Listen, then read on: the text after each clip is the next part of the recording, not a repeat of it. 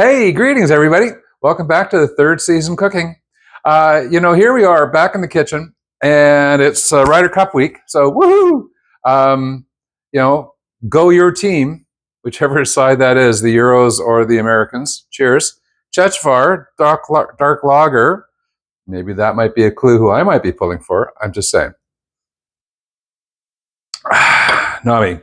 So, go to Costco today, and just got back. And I'm going to wear gloves for it because I don't often wear gloves, but I'm going to. Just got back from Costco and decided to grab a chicken for dinner. And in Canada, Costco chickens I think are $7.99. In the U.S., they might be $5.99. I don't know. You'll know that better than me. And at the end of the day, good value, right? Like seriously good value. And what you can do with these, I think these are fantastic because what I tend to always do is whenever I come home with a chicken, I basically debone it immediately.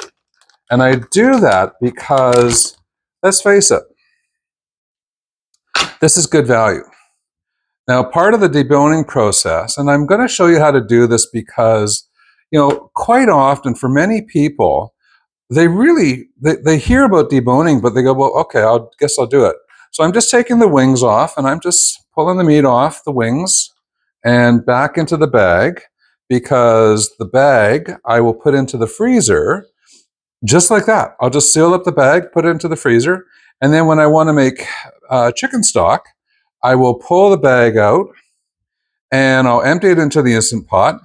I'll throw on top of that some veggies and things, maybe an onion. I like to do it with a potato or two. And then what you do is, put it in the Instant Pot for about 40 minutes, and now you got chicken broth. Okay.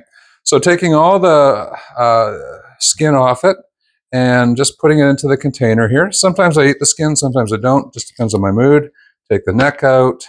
Now we're going to take off the little string because that's on the bottom. It's hanging on in a couple different places. That's the string. I don't know what you do with that other than throw it away. So we're going to throw it away. And then basically what happens is, because these are right fresh from Costco, they literally just kind of fall apart, right? So we get our thigh meat, and we just debone that. And in the thigh meat, there's usually the big thigh bone, and everything else around there is fine to eat.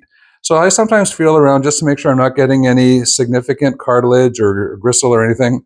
I'm going to do the legs as well. Quite often I don't. Sometimes I just eat the legs like I'm eating chicken legs, because chicken legs, right? And the skin to meat percentage ratio is really good on legs. There you go. Big old piece of chicken fat that I'm trying to get with my fingers into the bag. That'll be flavor in the soup. Okay, again, chicken. So at the end, you can see there's that piece of junk. Pull off the meat into there. The beautiful thing about putting everything into the soup pot is that even if it's really fatty or gristly or whatever, it just adds flavor. One of the things to be cautious with is on legs, there's often these sharp, sticky, pointy bones. That goes in there, okay? And again, leg. If there's a little bit of extra meat on the bone, that's okay. Just means your soup broth is going to have extra flavor. And then just separate this out. This has got a little bit of the hip, maybe. I'm not sure if that's the right word for that piece there, but away we go. And this has a bit of the back on it, so we're just going to pull apart the meat a bit more and pull it apart. And yep, in that goes. And now you can see, you can decide here what you want to eat as chicken meat and what you want to just throw into your soup pot. Okay. Now we have the basics of our chicken. I'm just going to take that piece off. That's again part of the back. And we're just going to pull this off. And whatever you don't get is fine, because it's going to go into the soup pot. And it's just going to add flavor to the soup. So if you don't get it all, no big deal. Okay, we go flip it over. And so now we have our 2 chicken breasts. You run your finger down there, and that just pulls off. and that just pulls off. And depending if I've done this right, I may end up with the wishbone still attached. And I just sort of feel around to make sure I haven't left something behind, so I can feel here. There was a bone there, and I did not save the wishbone. So, oh well, time to make a wish, because that's a piece of wishbone. If you don't make a wish with a wishbone, when are you going to do it? Okay. And chicken breast. Go over to this side, just sort of feel around, chicken breast, and then feel around. And all we're doing here is we're just tearing off the meat that is still attached to the various bones and things. Again, if you've ever seen the chicken tenders and wondered what they look like off a chicken, this is what they look like off a chicken. Okay? And then this side, same thing. We just run our thumb down the cartilage and ribs and things, and we pull it in. And now we're going to go back in, and then this is back from the front where the wings were, and we have a little bit more meat in here, some meat there. And basically what you want to do is just, if you see something that looks like meat, and when you touch it, it feels like meat, it is. Pop it over there, okay? Again, just sort of clean up our space a little bit. And almost done. I'm not sure what we're at. I bet you we're not past 7 minutes. And we're pretty much complete. There's the other part of the wishbone there. Sometimes you can pull it out and it comes out clean. Sometimes you can't. Just depends on how much caution you're using when you're pulling it apart. And then we just sort of run our fingers down that part of the carcass. And then on the bottom, pull the last little bits of darker meat out of the bottom. And again, that's part of the wing. And that's probably mostly about it. There might be some I could get off there if I really wanted to. But you know what? That's just going to make a better chicken broth. So here we go. That, my friends, is how to debone a chicken. Just like that.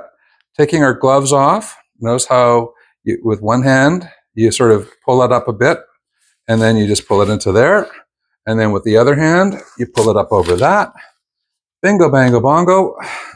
Your gloves are off. Chicken is deboned. That's ready to go into either the freezer or the Instant Pot for soup. Clean up your cutting board, away you go.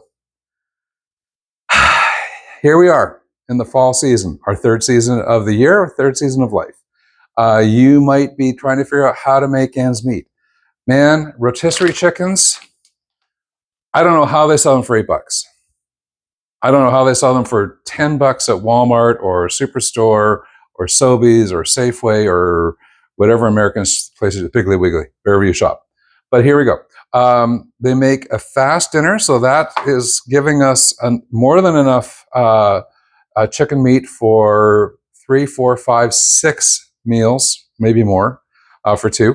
And away we go. There are ways of saving money. Boy, it was shocking. I looked at some steak at Walmart tonight, and it was like $46 for not much. It was top sirloin, but like, are you out of your minds? Guys, you're crazy. Anyways, so here we are trying to save ourselves some money, trying to eat well. Rotisserie chicken may or may not be eating well, but it's better than not eating. And here we go. Thanks again for watching. If you would be so kind, share with friends, especially because not everybody knows how to debone a chicken. And now you do. If you have any questions, please ask away. The algorithm loves questions. So do I. I'm a former educator. I love answering questions. That makes my day. And so like, subscribe, hit that notification bell. Thank you so very much. I so appreciate you for checking in. If you get the chance to watch some fantastic golf over the weekend, Ryder Cup is like crazy, folks. I've been lucky enough to volunteer for 2 Ryder Cups, and both occasions were spectacular and insane. It was fun. Some great golf coming up this weekend. Cheers. Have a great night.